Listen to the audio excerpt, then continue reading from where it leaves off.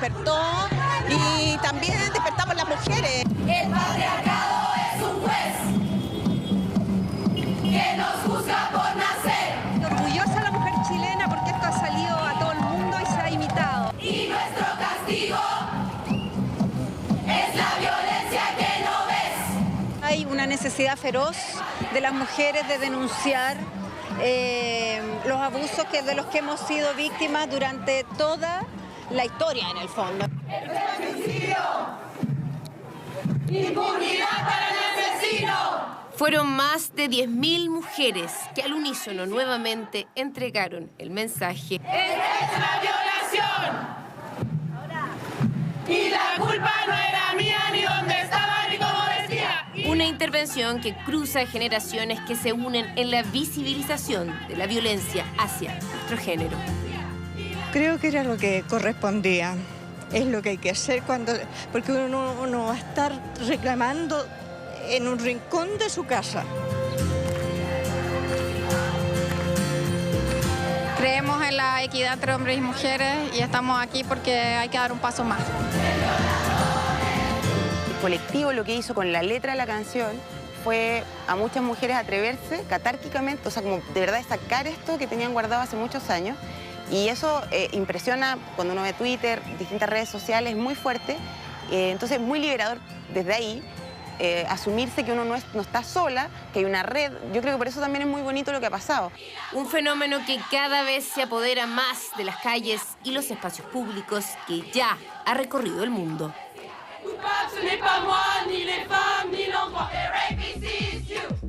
El violador eres tú. El violador eres tú. Me siento súper orgullosa de que un grupo de chilenas haya logrado esta repercusión a nivel mundial y que tantas mujeres se sientan con la necesidad de desahogarse y de poder decir que no tenían la culpa. Es muy emocionante. Un manifiesto en el que las mujeres se reconocen juntas, se plantan frente a un sistema que ven, las oprime, silencia y violenta. Es un resurgir que renueva las reivindicaciones históricas de la lucha de nuestro género. Es decir, esta transformación de país y este nuevo pacto tiene que tener la visión de las mujeres paritariamente, no en cuotas, no en opiniones, sino paritariamente. Respirar para sacar la voz, despegar tan lejos como un águila veloz. La nueva ola del feminismo ha tomado varias banderas como la libertad de expresión de la mujer, su seguridad, la igualdad salarial, la no discriminación. Y sacar la voz. Las mujeres del mundo nos entendemos y nos apoyamos. Esta idea de hermana, te apoyo, sororidad, todos estos conceptos, creo que es muy bonito. Este es un espacio para decir, si hay un nuevo proceso de constitución, las mujeres y las feministas también quieren ser parte de este proceso. Tengo los bolsillos vacíos, los labios partidos. El renacer del movimiento feminista se viene gestando hace ya más de 4 años en América Latina y otras partes del mundo. Pero si ponemos una fecha concreta, no por nada, en el diccionario Merriam-Webster publicó que feminismo era la palabra del año, fue el término más buscado en Internet. Sacar la voz, no estoy sola, estoy conmigo. Fuertes, poderosas y sin miedo, buscaron en las calles las instancias para generar diálogos sociales y políticos que consideren sus derechos, sus demandas, sus temores, precariedades y también sus competencias en todo ámbito. La mujer ha sido históricamente discriminada. Tú no me vas a humillar, tú no me vas a gritar. Como un ser irracional que tiene otras tareas, no las tareas políticas, no las tareas de gobernar, las tareas más bien de administración del hogar. Entonces, en ese sentido, va contra esa forma de ser hombres o esa forma de entender el hombre a la mujer. Tú no me vas a someter, tú no me vas a golpear. El 8 de marzo, sin duda, es una fecha simbólica. Sus protagonistas, nosotras, reunidas en la coordinadora feminista 8M, mujeres de distintas organizaciones escriben la memoria feminista cada año. Chile no es la excepción y este 2019 fue la más masiva. En Santiago más de 300.000, mientras que en todo Chile alrededor de 800.000 personas marcharon por la causa. Significa que hay una sensación transversal y común de que hay abusos que no son justificados y de esa sensación se ha ido generando una racionalidad y petitorios. Entonces tú ves cómo cada vez hay asambleas, cabildos, colectivos que empiezan a organizarse y realmente a levantar sus propias demandas. Hoy el manifiesto de las tesis, sobre todo en el contexto del estallido social que vive nuestro país, nuevamente ha mostrado que perder el miedo a levantar la voz, a ser escuchadas, vale la pena. Levantar la voz porque no nos maten, no nos callen y respeten. Desde Chile al mundo el feminismo también despertó y con fuerza.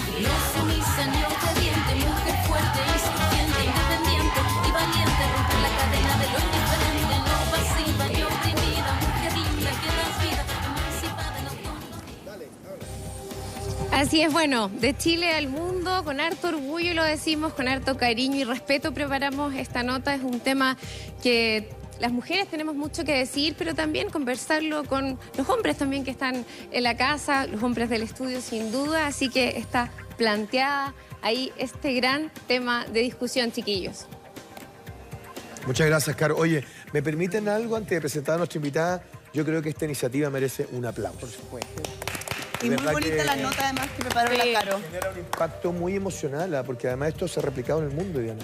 Y tenemos una visita hoy día justamente para hablar de este tema de la reivindicación de los derechos de la mujer. Está con nosotros Elizabeth Guerrero, ella es experta en temas de género del Programa de Naciones Unidas para el Desarrollo. Bienvenida, Elizabeth, gracias por estar esta mañana con nosotros. Y la primera pregunta tiene que ver con esto, con este movimiento que nace en nuestro país, en la ciudad de Valparaíso, y se expande por el mundo entero. ¿Qué fenómeno en particular sucede hoy que hace que esta iniciativa maravillosa se expanda así de rápido por lugares tan distintos, además Turquía, México, Francia? Bueno, son varias cosas. Lo primero es que las tesis hacen esta intervención en un momento, una coyuntura muy particular, ¿no? En nuestro país estamos en un momento distinto que no habíamos tenido en muchos años, y ellas que venían preparando esta intervención que no se hizo a propósito del estallido social, pero que se iba a presentar en estos días, y lo ajustan para dar respuesta y también recoger lo que estaba sucediendo. Lo presentan en un momento en que hay mucha atención respecto a la movilización social, los temas de desigualdad, y sin duda una de las desigualdades más importantes en nuestro país es la discriminación de género. Nosotros, y lo planteamos en el informe Desiguales del PNUD, una de las razones por las que las personas se sienten desigualdad de trato, una es por supuesto la clase social, pero la segunda es el hecho de ser mujer. Por lo tanto, ahí hay una demanda social que es muy fuerte y que es muy transversal, porque afecta a más de la mitad de la población. Nosotras no somos una minoría, nosotras somos la mayoría de la población. Somos más de la mitad. Somos más de la mitad, y por lo tanto afecta a un porcentaje de la población muy grande. Pero al mismo tiempo, ellas recogen una problemática que es muy fuerte, que es muy potente, y que es quizás la manifestación más grande de la desigualdad de género, que es la violencia contra las mujeres. Y como lo decía el alcalde Lavín hace un momento, a todas las mujeres nos ha pasado. Yo no conozco a ninguna, hasta ahora, quizás hay alguna, pero no conozco, que pueda decir: yo no he tenido nunca una situación de violencia en mi vida, física, verbal, sexual, como el acoso callejero, la denostación que uno ve permanentemente, la invisibilización, todo ese tipo de la violencia simbólica en los medios de comunicación. Todas somos afectadas. Por lo tanto, recoge ese sentimiento que es transversal y que además es mundial, y por eso es que a nivel global tan rápidamente se recoge. Impacta tanto. Elizabeth, pero esto, claro, parte un poco manifestando, condenando la violencia hacia las mujeres, pero también una de las cosas que a mí me ha llamado la atención y que siento que se aporta mucho es que además la mujer hoy día se instala en materias que creemos que son determinantes. Esta nueva constitución que no puede no tener la participación de las mujeres, y ojalá en el mismo porcentaje, ciertos temas que se van a decidir en el país también. Sí, esto, por un lado, como te decía, posiciona el tema de la violencia y la discriminación contra las mujeres, pero abre entonces con más fuerza la oportunidad y la posibilidad de ir planteando estos temas que venimos planteando hace mucho tiempo, no son nuevos. Nosotros en el proceso constituyente anterior ya se venía hablando de la paridad de género, la importancia de que las mujeres estemos presentes, pero con esto se abre con mucho más fuerza y aparecen entonces, como también planteaban en la nota, los temas de discriminación laboral, salarial, y por supuesto lo que se viene con una eventual nueva constitución donde esperamos que las mujeres podamos tener una representación paritaria, no una cuota, una igualdad de participación. Cuestión que se postergó, increíblemente. Eso es otra forma. Pero ¿sabes qué? Claro, ya que estamos hablando de la violencia, y para ser meridianamente claro, porque muchos entienden la violencia solo como un acto físico. Usted hablaba incluso ahí de la violencia simbólica. De acuerdo al estudio que ustedes han realizado, lo que han investigado, ¿cuáles son las dimensiones de la violencia?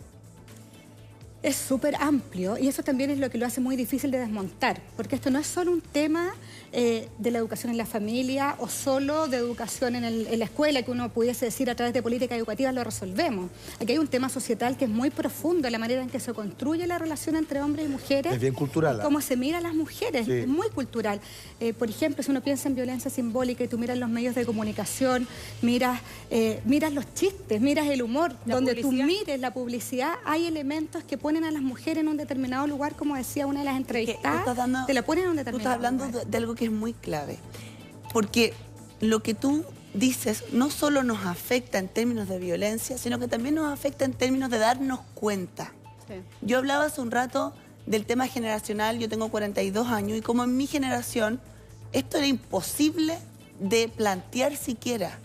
O sea, uno en la calle andaba con muchísimo cuidado, cruzaba la calle, yo lo he contado aquí, me tocaron exhibicionistas, por supuesto manoseos en lugares públicos, pero uno no se atrevía ni siquiera a plantearlo, que es lo que seguramente también le sucedió a la hija del alcalde Lavín, que se atreve hoy día, después de muchísimos años, a manifestarlo. ¿Por qué?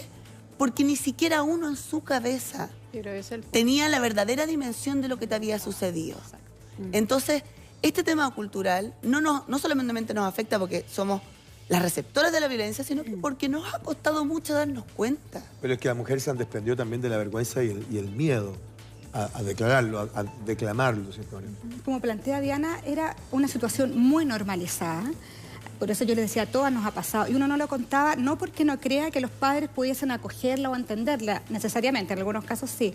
Pero primero porque daba mucha vergüenza, una sensación, como plantea la canción, que la culpa era de una. Exacto. Y además pensaba, lo que yo pensaba, teníamos una edad similar, era, si lo cuento, me van a decir, no vayas al mismo lugar, o no te pongas esa ropa, o deja de hacer ciertas cosas para no ponerte en riesgo. Cargando porque la culpa en ti o para no incitar.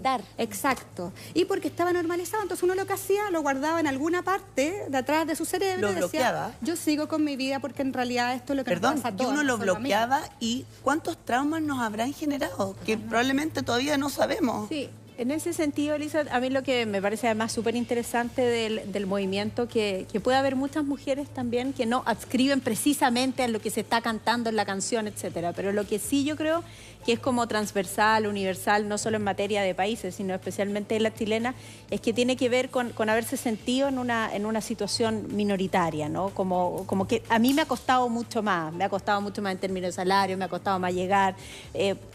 He tenido que enfrentar situaciones que sé que a lo mejor compañeros hombres o, no sé, colegas hombres nunca enfrentaron. Eso también sucede, ¿no? Sucede bastante de eso. Mira, nosotros hemos avanzado mucho como sociedad en estos últimos 30 años, pero veníamos de un punto muy desigual. Piensen ustedes, perdón, que hace en el año, no sé, 91, 92 todavía, si un violador se casaba con la víctima, el delito prescribía. Hasta el 92. Porque, más o menos, no me acuerdo bien cuándo fue la reforma, pero por ahí, porque lo que se resguardaba era la honra de la familia y no la persona. Entonces, permanentemente nosotros hemos estado en una situación, a pesar de que hemos avanzado mucho, sigue habiendo muchas situaciones de discriminación y desigualdad, como lo planteaban respecto ahora a la participación política. Nosotros somos uno de los últimos países de América Latina en tener cuotas de género, las que tuvimos para las parlamentarias, y por lo mismo éramos de los países con menos presencia de mujer en el Parlamento, en un país con altos niveles educativos de las mujeres, donde no pudiésemos decir que no hay capacidades. Nadie podría decir que no hay capacidades. No obstante, hay un panel, por ejemplo, de cualquier tema y no hay mujer o hay una mujer moderadora. Y después dicen, lo intentamos. Ayer veía un programa de otro canal y decían, de verdad que lo intentamos, tratamos, pero no había. Sí. Pero además, 51% de la población. ¿Cómo no va a haber una? Es súper impresionante la violencia simbólica que eso esconde, cuando la respuesta es lo intentamos, pero no había. Lo que se le está diciendo a todo Chile, a las chilenas y a los chilenos, es que las mujeres entonces no tenemos esas capacidades para poder llegar a ese tipo de paneles porque las buscamos tanto, pero no les da. Como que ese es ese es como el mensaje que uno empieza a escuchar, que es el mismo al que en el fondo se adscriben quienes se niegan, por ejemplo, a las cuotas que aseguren que haya igualdad de mujeres y hombres en los paneles para formar una nueva constitución en el Congreso, en el Senado, ministros y ministras, que tiene que ver como si no llegan a esos cargos es porque no les da y no entienden que esta sociedad está hecha y construida por y para hombres. Y hasta en las propias empresas. ¿Eh? Todo, Lucho. O sea, Todo. si tú piensas como la apropiación que existe del cuerpo femenino en nuestra sociedad, es simbólica, es concreta, hay una violencia sexual concreta que se denuncia, por ejemplo, en la violación en la que se hace, obviamente, que una opresión al máximo nivel. Pero también tú le estás diciendo todo el tiempo a una mujer, es la forma de ponerle la pata encima, de decirle yo soy superior y tú eres un ser inferior. Porque piensa una cosa, Begoña. La mujer recién empezó a votar en el año 49. Exacto. Y en las municipales recién pudimos entrar a votar porque para presidente no nos daba todavía. Entonces, piensa tú, Elizabeth, ¿cómo hemos culturalmente legitimado que la mujer no puede participar en cosas que son relevantes para una sociedad? O sea, el año 49, aunque nos parezca mucho tiempo, pero es ayer. No, claro. Y fíjate que yo quiero compartir contigo para que tú lo puedas refrendar. Hay algunas cifras que son impresionantes, que son parte de los estudios que ustedes han hecho. Por ejemplo, hay una que dice responsabilidad de mantener económicamente a la familia. El 2018 están de desacuerdo en un 72%. Eso es así, ¿no? Esos son datos que son increíbles. Dice, responsabilidad de cuidar la casa siempre es de la mujer. 2018, 75,3%. Impresionante. ¿Qué pasaría si hubiera el mismo número de mujeres y hombres en cargos directivos de grandes empresas? Aumentaría la eficiencia de empresas privadas en un 56%. O sea, son cifras que hoy día nos están dando otro mensaje, en definitiva. La mujer se está expresando de otra manera, pero a pesar de que son cifras abismantes. Sí, mira, tenemos hay una estructura social muy marcada y muy tradicional y conservadora, a pesar de que este pareciera ser un país muy moderno en muchos aspectos, donde se relega a las mujeres al espacio doméstico o realmente o en el imaginario. Por ejemplo, muchas mujeres han salido al mercado laboral. Igual tenemos una tasa de participación laboral muy baja en comparación a otros países de América Latina y, por supuesto, del mundo, ni qué decir los países nórdicos, europeos. Pero cuando las mujeres salgan al mercado laboral, la responsable del cuidado doméstico y las tareas de los hijos son las mujeres. Y de los adultos mayores. Y de los adultos mayores. Y si hay la posibilidad de que alguien te ayude en el hogar, igual la responsabilidad de esa relación es de una mujer. Sí, claro. Pero detengámonos en ese punto. ¿Por qué pasa? Es un tema cultural, nos criaron así, nosotros estamos haciendo lo mismo con nuestros hijos. ¿Cómo podemos romper ese círculo? Porque es real. Y fíjate que yo creo que en una amplia mayoría de casos no es porque los hombres no quieran hacer las labores. O no podamos. O no puedan, sino que porque a veces nosotros tampoco dejamos ese espacio. Y eso también tiene que ver con una cosa cultural que está en nuestra cabeza. O sea, que está en la cabeza de ustedes, como mujeres. Sí, claro. En nuestra cabeza. Sí. Obviamente hay casos en que no, y hay casos en que el hombre supone que nosotras tenemos que hacernos cargo, pero me atrevería a pensar que eso ha cambiado y que hoy día los hombres están dispuestos a hacerlo, pero algo lo impide. ¿Qué es? Es un tema cultural, tal como tú planteas. Hemos sido todos y todas educados de la misma manera. Por eso cuando dicen las mujeres son las más machistas, bueno, estamos todas y todos educados en la misma sociedad. Sí. Y por lo tanto, lo que hay que cambiar es muy profundo. Hay que cambiar tanto la manera en que los hombres nos ven y nos relacionamos como la manera en que nosotras también asumimos determinadas tareas y visiones de mundo, porque no porque una nazca mujer tiene conciencia de igualdad automáticamente, son procesos en los que vamos trabajando. Ahora, cuando uno mira los países que han avanzado en esta perspectiva y ves cómo han hecho estos cambios, la mayoría de los cambios son a través de política pública. El cambio así como cultural, por generación espontánea, como que la generación más joven va a venir, no va a suceder porque lo que muestra la evidencia, por ejemplo, es que las generaciones más jóvenes, claro, son igualitarios cuando vamos a carretear, cuando estamos en la universidad, pero cuando se casan, conforman pareja, familia, volvemos a reconstruir los roles bien tradicionales y a retomar esa dimensión. Entonces, no es un tema de nuevas generaciones, sino de política pública que haga cambios a través de distintos espacios. Por eso es tan importante la inserción en el mundo laboral de la mujer. Y te lo digo porque uno ve que probablemente hasta hace muchos años los dueños de las empresas tradicionalmente eran hombres. Y hemos visto con el paso de los años también que a mí me ha impactado mucho cómo la mujer, lamentablemente, frente al tema maternal, se convierte en un problema para las empresas, cuando debe ser distinto. Y eso también es parte de la cosa cultural. Ir cambiando. Hasta de un cacho. Y no lo digo solo en la empresa, y también, Elizabeth, en los planes de ISAPRE o en la salud, uno lo ve, cómo las castigan, simplemente por el hecho de estar en edad de riesgo.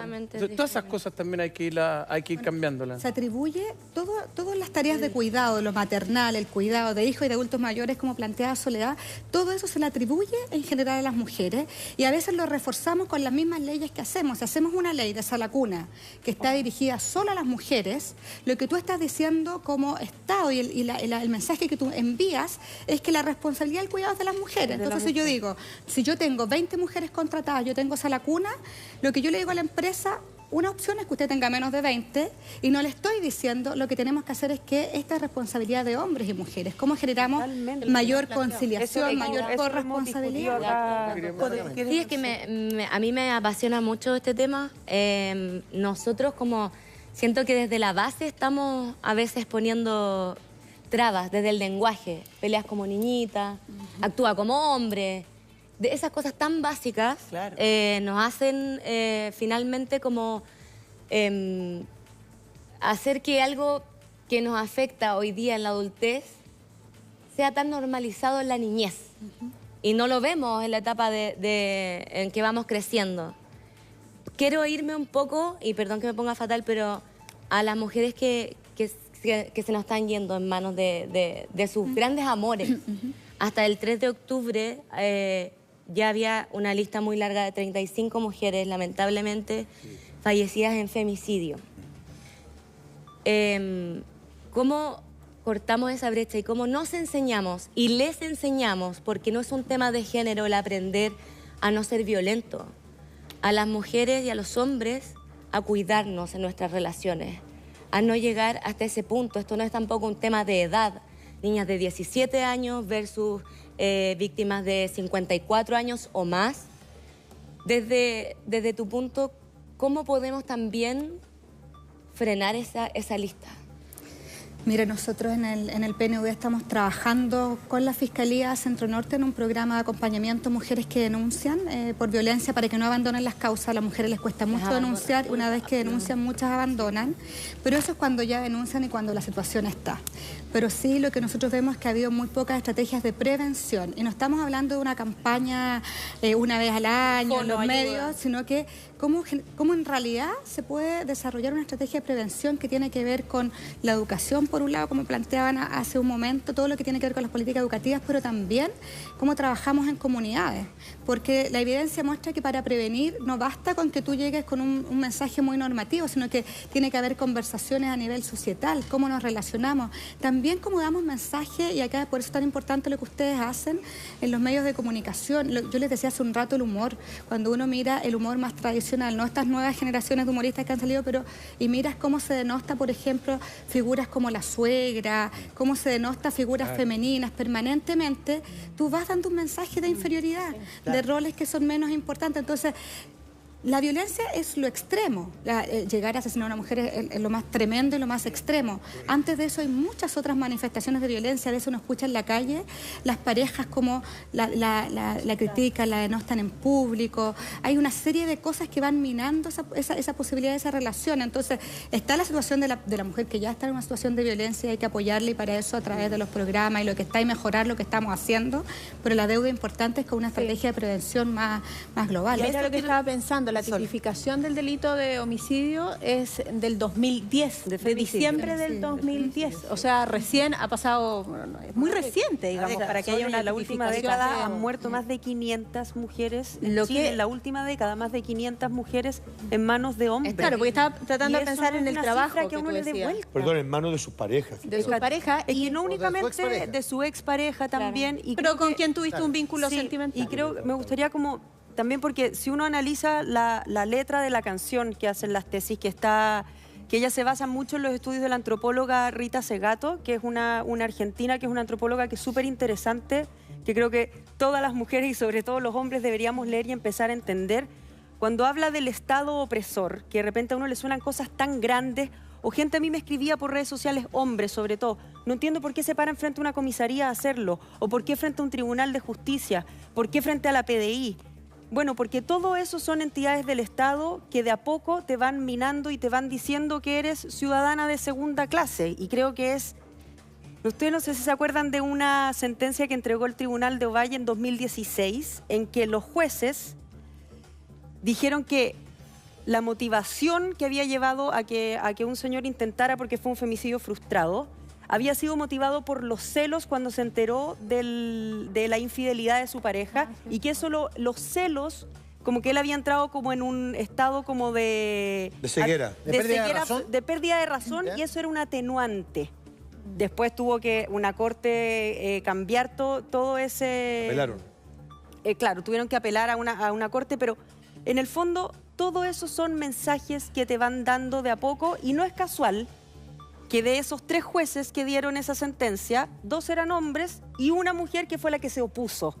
Entonces, por eso es súper importante que hayan hombres y que hayan mujeres en todos los estados de nuestro estado, valga la redundancia. Y con la equidad. Porque tenemos, todos los niveles es demasiado importante. Es que por eso a mí me pasa, que era lo que yo te planteaba recién, Elizabeth, que puede uno no adscribir completamente al mensaje que se está dando, o a la canción propiamente tal, digamos, a cada una de las palabras, pero sí es de un simbolismo que eso lo hace universal. El hecho de siempre estar como en una condición de desigualdad, o haber estado culturalmente el mundo completo, no solo Chile, y especialmente Latinoamérica, en una situación de desigualdad.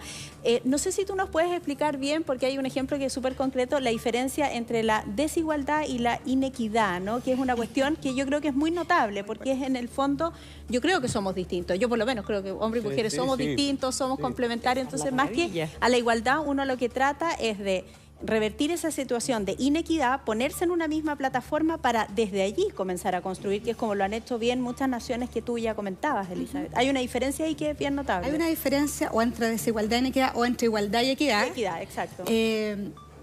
La igualdad es cuando no estamos hablando de ser iguales necesariamente, sino que iguales en derechos y oportunidades. Entonces, para nosotros la igualdad, y lo que plantea las Naciones Unidas, es una aspiración, es el horizonte, que en realidad tus posibilidades de acceder a derechos, a beneficios del desarrollo, no depende si eres hombre, mujer, o tienes una orientación sexual o perteneces a una clase social. Entonces, la igualdad es que vamos a tener todos asegurados los mismos derechos.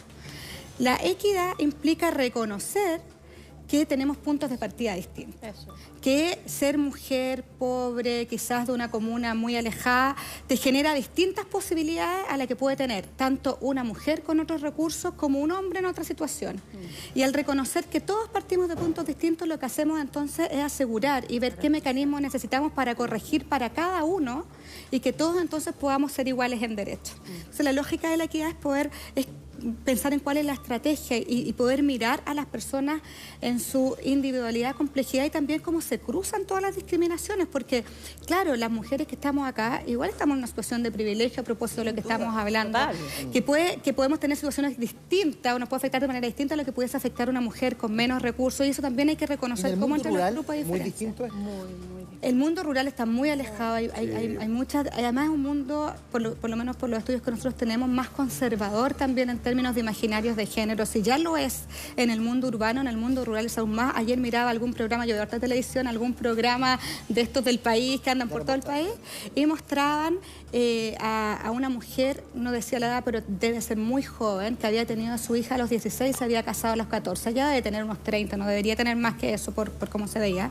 Se casó a los 14, hace 15 años atrás. Entonces no estamos hablando del siglo pasado, estamos hablando del siglo XXI. Es ahora. Se podía casar. Y ella comentaba cómo en el mundo rural y ella no tenía otra expectativa de vida que aquello. Sus padres le proponen esto, ella se casa y bueno, tiene hoy día una familia, etcétera. Pero ella contaba cómo la diferencia con su hija, que tiene como 15 años hoy día, o sea, no es toda una generación que pasó, pero lo que ella ha vivido es muy distinto. Ahí pasa la hija vive una situación distinta. No, ella, claro, ella decía, mi hija puede jugar, puede proyectar, se puede pensar. Ella no podía hacerlo porque ella llegaba a trabajar del colegio, a trabajar a su casa. Y la mujer de pueblo originario, que también a veces está tan lejana y tiene mucho más, creo yo, dificultades para ingresar a cualquier tipo de cosa. Primero, la distancia. Segundo, el mundo académico también, que se coarta mucho. ¿Cómo es esa visión? Ahí tenemos muchos desafíos como país. Este es un país muy racista.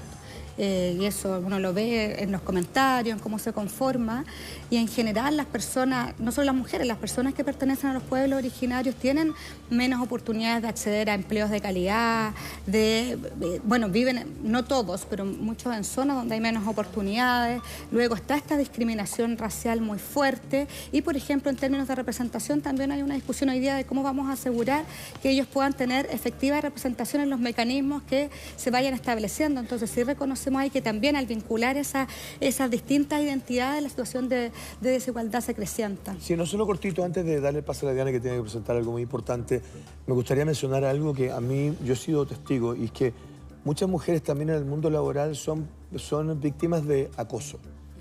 Y que a veces la mujer, por estar en una situación quizás de menor escala laboral, lo acepta. Y a mí me parece interesante que cuando uno es testigo de eso, uno tiene que intervenir. Cualquiera sea, un compañero de trabajo, una compañera de trabajo, sí, claro, porque eso se legitima, porque se naturaliza. Entonces, ahí de repente uno dice, bueno, se le pasa la mano con una talla, se le pasa la mano con algo. Yo siento, y a mí me ha pasado, te lo quiero decir, que yo he intervenido y que es bueno intervenir, que esas cosas que no son naturales, que no deberían ser normalizadas. Quería hacer solamente ese comentario, Diana. Pero tal vez tienes algo que comentar al respecto. No, yo lo que tú planteas estoy totalmente de acuerdo. Nosotros, por ejemplo, en el PNUD tenemos una política de cero tolerancia al acoso y al abuso, y algo que plantea, y cuando uno mira la experiencia y el tipo de políticas que se pueden impulsar en los entornos laborales, que es responsabilidad de todos y todas. Tener un entorno laboral libre de acoso no es de la víctima la responsabilidad, no soy yo la que necesariamente, porque además en general son situaciones de desigualdad de poder o entre colegas, pero que es complejo porque siempre está la idea de que no nos van a creer, de que nos van a cuestionar, que es lo mismo que pasa, por ejemplo, con la ley de interrupción voluntaria de embarazo en 3 causales, y la causal más cuestionada es la de violación, porque ahí siempre está el que no le vamos a creer. Claro. ¿Cómo sabemos que no nos va a mentir? Mujer que denuncia un acoso, no lo provocó, o que no lo provocó, a lo mejor le gustó, pero ¿por qué se demoró en denunciar? El tema del acoso laboral tiene una línea muy fina. Muy fina. Es una línea muy delgada, en el sentido de que ¿dónde está el límite de lo que es una broma a lo que es un acoso? En quien se sienta acosado. El límite lo pone ahí.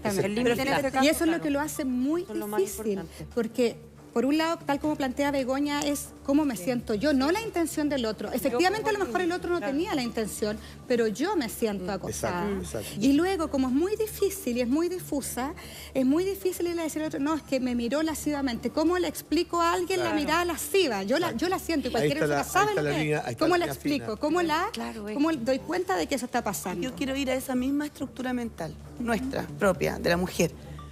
Porque te escucho atentamente y tú dices, por ejemplo, me llamó mucho la atención algo que dijiste hace un rato, que para mí es impresionante. Tú dices, hoy día, las generaciones que uno ve que son mucho más evolucionadas en el trato, en la manera en que se miran en igualdad de derechos, son así hasta que se casan. Mira lo que dijiste, en el carrete, en la universidad, en el colegio, incluso en un lugar de trabajo, hasta que comparten su hogar.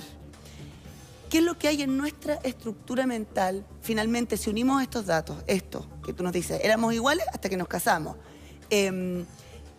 Yo sufro violencia de mi pareja, de la persona que yo más amo o creo amar, o de mi expareja en algunos casos, pero incluso de la persona con la que vivo todos los días, incluso con el padre de mis hijos o con mi pololo. Hay algo ahí muy poderoso que probablemente es cultural, pero que tiene que ver con algo que necesitamos romper. ¿Cómo salimos de ese círculo? 1. Y 2, ¿cómo quienes somos papás rompemos ese círculo al educar a hombres y mujeres? Es muy difícil. No, es muy difícil, pero es difícil porque no es algo que podamos atribuir a un sector en particular, que es lo que yo decía hace un rato. Podríamos pensar en que el sector de educación, por supuesto, tiene un rol que cumplir, pero no puede hacerlo solo. Tenemos que hacer cambios en términos de política de manera muy integral. Por una parte, mirar todos aquellos que forman socialmente, educación, pero también forma socialmente los medios. Hay distintos espacios de socialización que uno tendría que ir a mirar y a buscar otras formas de relacionarnos. Bueno, estas propias intervenciones de las tesis también ayudan, sin duda, definitivamente, a poner porque temas, generan conversación. Exactamente. Pero hay que mirarlo de manera muy integral por algo hace un rato que me quedé pensando que planteó Begoña, que dice la canción, cuando uno mira el sistema y el Estado, aquí hay una mirada de Estado, de sociedad en su conjunto. Cuando tenemos un juez como el que tú planteabas, o un juez que frente a un caso tan tremendo como el de Nabila Rifo, permite decir que el tipo no la quería matar. Después de todo lo que supimos, lo tremendo que fue, no la quería matar. Eso es lo que dice un juez. Por lo tanto, hay instituciones que traspasan este imaginario. Entonces, tú en la familia, sí, por supuesto que en el rol de la familia hay un papel muy importante que es jugar. ¿Cómo? Como las mamás que nos están viendo hoy día. La mamá y el papá son roles de los dos, porque el sí. padre por acción o por omisión, siempre hay que mirar esas dos partes. Es importante que lo diga. Porque de pronto, claro, la mamá puede dar un mensaje, pero el papá... Sí, puede borrar con por ejemplo, el codo. Familias jóvenes, parejas jóvenes con hijos, y siempre está el discurso, ay, le ayuda un montón, no le superpuesto, pero yo miro y de pronto él está sentado todo el rato mientras la madre de 30 años con el niño de 3 corre como mono animado. El que lo hace es Macabeo. Claro, y hasta que le dicen, y cuando le dicen, él se para corriendo, él va. Pero a él no se le ocurre en ningún momento pararse él, porque alguien me decía una vez, pero es que me tienes que decir. Es que no hay que decir, ese es el problema. ¿Cómo te voy a decir? Esto hay que hacerlo. No te tienen que decir. Ya, o sea, pero pero en eso... Párate solito. Sí. En eso, claro, en eso la socialización desde muy temprano es muy importante, pero aún así es muy difícil. Por ejemplo, bueno, el ejemplo personal, pero mi hermano y yo tuvimos padres que los dos trabajaban remuneradamente fuera del hogar. Y no obstante, no tenemos el mismo pensamiento frente a estos temas, a pesar de todas nuestras discusiones. Entonces, no es solo la familia, pero no es solo, sino que hay que ir cambiando el sistema en su conjunto, porque además no todas las familias están constituidas de la misma manera, tenemos muchas familias con dificultades, entonces también hay que mirar ahí cómo se apoya esto desde la política pública. Yo creo que esto, viendo las cifras que publicábamos hace un rato, claramente ha ido avanzando, se han ido logrando objetivos, pero también tiene que ver hoy día con, vuelvo al tema, a mí me parece que las mujeres que cada vez ocupan más espacio en nuestra sociedad, mujeres emprendedoras, mujeres trabajadoras, la mamá que se saca la cresta para sacar adelante a sus hijos, esa mujer siento que tiene una parada distinta en la vida. Su opinión se para distinto porque es como, yo lo asimilo así, como una leona que sale a alimentar a sus cachorros y finalmente se forja y se para muy bien y no le pasan por encima. Entonces, a mí me parece que ahí hay un punto súper importante de cómo le damos más cabida y ojalá que en las empresas hubiese mucho más equidad también de género a la hora de ocupar los puestos laborales. No, sin duda hay muchas mujeres muy empoderadas. También comentar que no todas somos igual de empoderadas, porque también es un proceso, piensa que si toda la vida te han dicho que no hables, que hables poco, estas son excepcionales, las que logran son excepcionales, tampoco podemos cargarlas a todas que tienen que tener ese punch y esa personalidad. Pero hay una cuestión de personalidad ahí. Totalmente.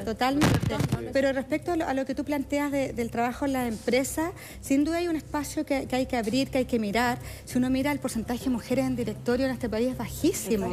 De nuevo, en un país donde hay muchas capacidades, las mujeres entran a la universidad. Mira, menos mujeres en directorio abismante.